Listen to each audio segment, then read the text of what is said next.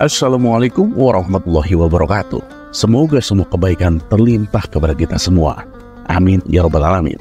Ada yang aneh dengan yang dibawa Abu Nawas kali ini, membuat Baginda Raja Harun ar-Rasyid bertanya-tanya dan sempat membenarkan alasan Abu Nawas. Berikut kisah lengkapnya. Sudah menjadi agenda rutin, Baginda Raja mengadakan pesta untuk menyambut hari jadi kota Baghdad. Pada hari itu semua rakyatnya diundang dan dipersilahkan hadir untuk menyantap hidangan sesuka hati mereka. Dan tentu saja Abu Nawas diikut sertakan dalam acara tersebut. Tapi kali ini Abu Nawas mendapat tugas memasak burung bango goreng kesukaan Baginda Raja. Hari yang ditunggu-tunggu pun tiba. Saat itu suasana istana sangat meriah sekali. Orang-orang berkumpul tanpa ada batasan, baik kaya maupun miskin. Namun saat pesta sudah dimulai, Baginda Raja terlihat gelisah. Padahal orang-orang sudah ramai menyantap hidangan. Akan tetapi Baginda Raja tetap diam di kursi kebesarannya. Lalu salah satu menteri yang melihat kegelisahan rajanya itu pun mendekatinya dan bertanya, "Paduka yang mulia, kenapa Paduka terlihat gelisah? Apa Paduka sedang kurang sehat?" tanya sang menteri. "Oh, tidak menteriku. Aku sedang menunggu Abu Nawas. Tapi sampai sekarang kok belum datang juga ya?" ucap Baginda Raja. "Paduka sendiri sudah mengundang Abu Nawas untuk datang?" tanya menteri itu kembali. "Sudah, aku sudah mengundangnya," jawab Baginda Raja. "Malah aku menyuruhnya untuk masak burung bango kesukaanku," imbuh Baginda Raja.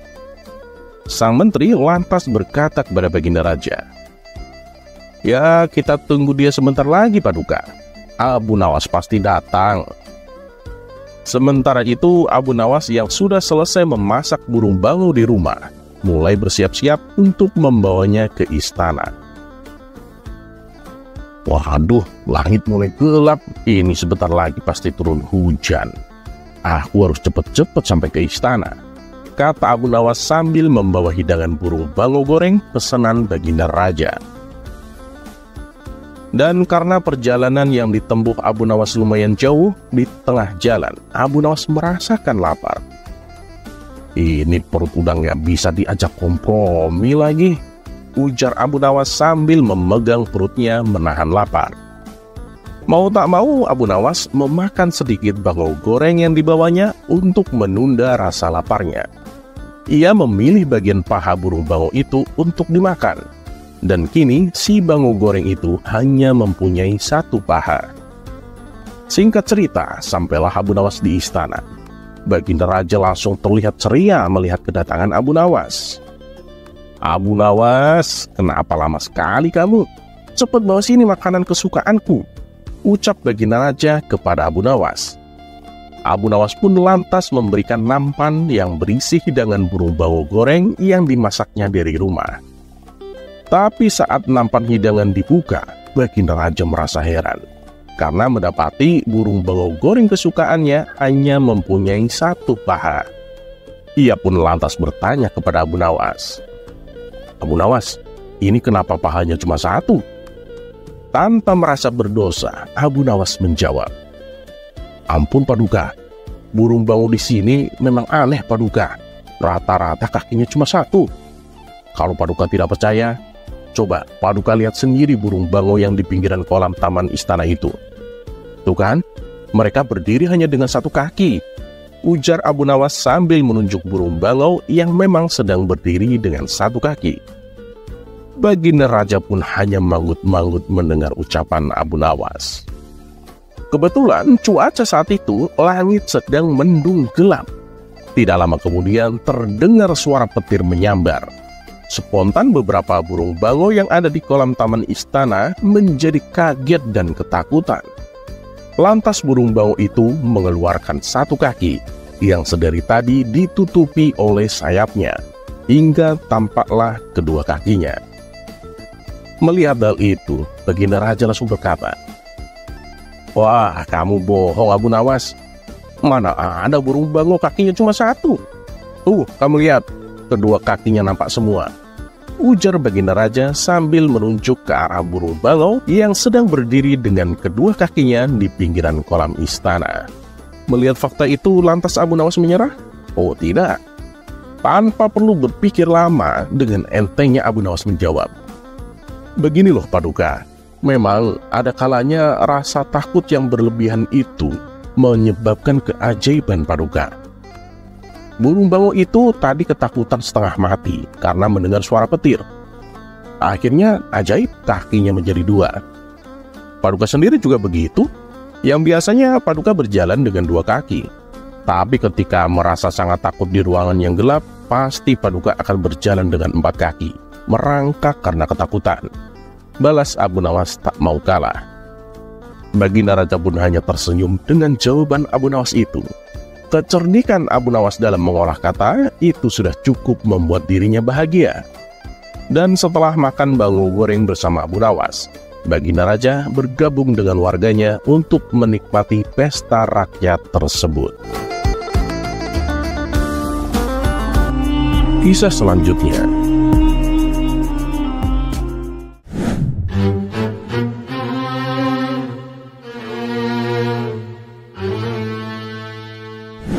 Wajarnya seorang istri pasti ingin mempunyai perhiasan emas untuk mempercantik dirinya.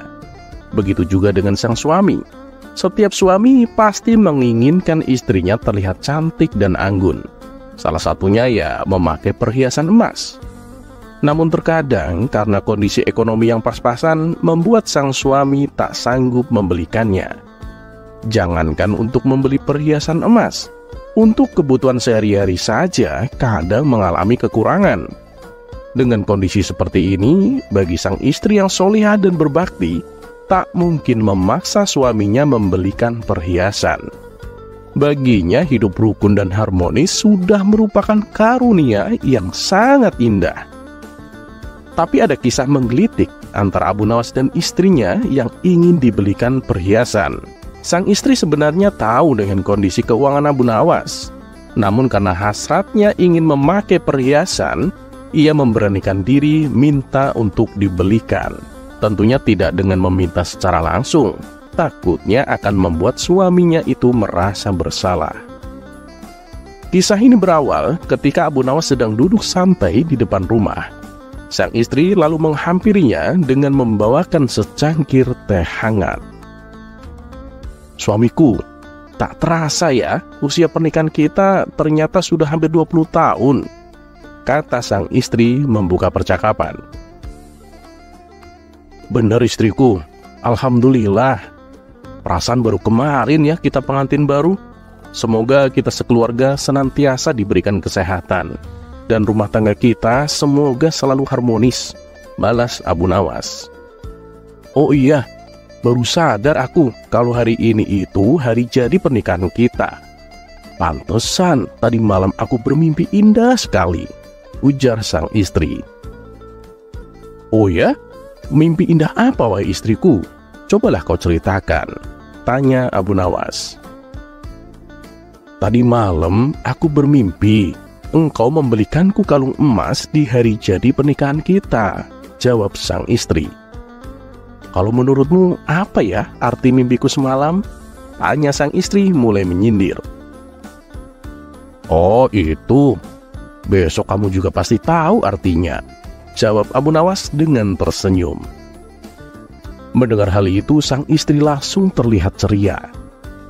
"Besok aku pasti akan dibelikan kalung ini. Suamiku memang pengertian," puji sang istri dalam hati.